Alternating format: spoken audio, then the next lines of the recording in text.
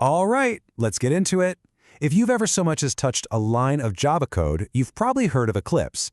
But what you might not know is that this absolute powerhouse of a tool has a story that's way more interesting than just being a place to write code. It's a tale of corporate chess, an open-source gamble, and a name that was chosen for a fight. And there you have it, straight from the source. The name Eclipse was no accident. It wasn't just some cool, celestial-sounding word. It was a direct shot, a clear message aimed right at their biggest rival, Microsoft Visual Studio. IBM wasn't just building a new product, they were making a statement, and they named it to literally block out their competition's sun. So, here's how we're going to break it all down. First, we'll cover what Eclipse actually is. Then, we'll dive into its pretty wild origin story at IBM. After that, we'll get into the revolutionary idea that makes it all tick, see the universe of tools it spawned, and finally, look at the legacy it leaves behind. Okay, let's start with the absolute basics. When you hear Eclipse, your brain probably goes straight to Java, right? But that's really just the tip of the iceberg for what this thing can do. At its heart, yes, Eclipse is an IDE, an integrated development environment. You can think of it as a supercharged workshop for software developers.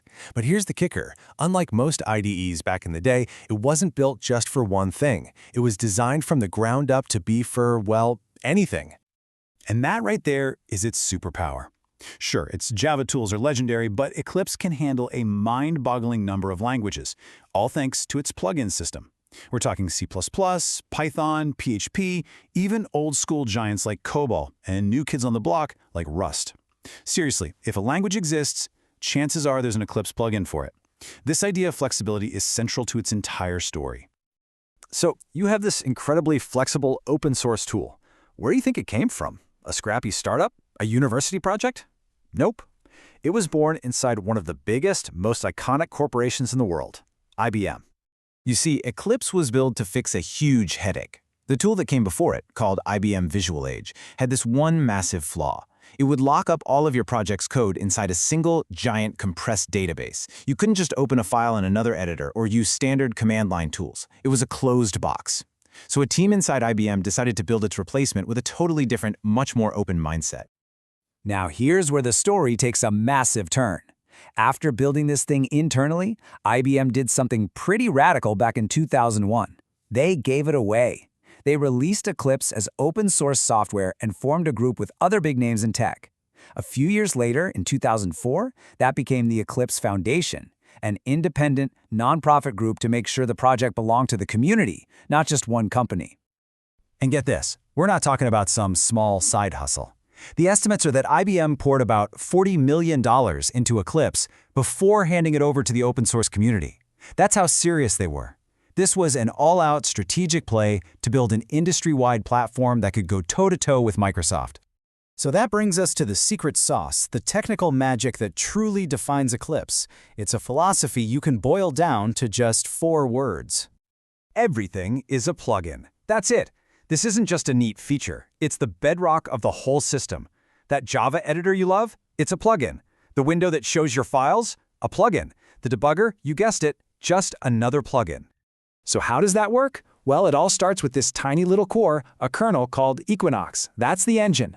On top of that, you get the base platform, which is basically the empty shell of the application, the windows, the menus, the basic framework. And from there, every single feature, every piece of functionality is snapped on as a separate plugin. Nothing gets special treatment, which makes the whole thing unbelievably modular.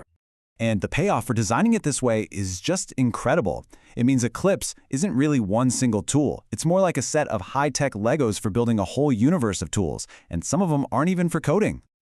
This flexibility led to this massive ecosystem. Of course, you have the famous Java development tools, but you also have the Web Tools platform, a giant modeling platform, and maybe the most important of all, the Rich Client Platform, or RCP. The RCP is what lets developers use the bones of Eclipse to build their own completely separate desktop apps. And I promise you, you have probably used an app built on Eclipse and had no idea. You ever used the database tool dbeaver? That's Eclipse. Apache Directory Studio? Yep, that's Eclipse too. Even super complex simulation software like AnyLogic is all built on that same versatile foundation. So, when you pull back and look at the big picture, what's the lasting impact of this thing? Let's take a look at how Eclipse has changed over the years and the markets left on the world of software. For more than a decade, the Eclipse community had this really cool tradition. Every June, dozens of different projects would all release their updates at the same time in one big coordinated push. And each year's release train got a cool science-themed name. We had moons of Jupiter like Ganymede, famous astronomers like Galileo, and even elements from the periodic table like neon and oxygen. But, things change. In 2018, they moved on from that tradition. Instead of one big themed release a year, they switched to a faster, more modern quarterly schedule, named simply with the year and the month. It was a shift that really mirrored the way the entire industry was moving, towards faster, more predictable updates. At the end of the day, the greatest legacy of Eclipse isn't that it was just a great Java IDE. It's that it pioneered this whole everything is a plugin platform model. It proved to the world that you could build an incredibly powerful, community-driven tool that was also a flexible foundation for a whole ecosystem. And that idea, it went on to influence basically every major developer tool that came after it. And that leaves us with a really interesting question for right now. We live in an age of lightweight, fast editors and IDEs that run right in your browser. So where does a classic, heavyweight, plugin-based platform like Eclipse fit in?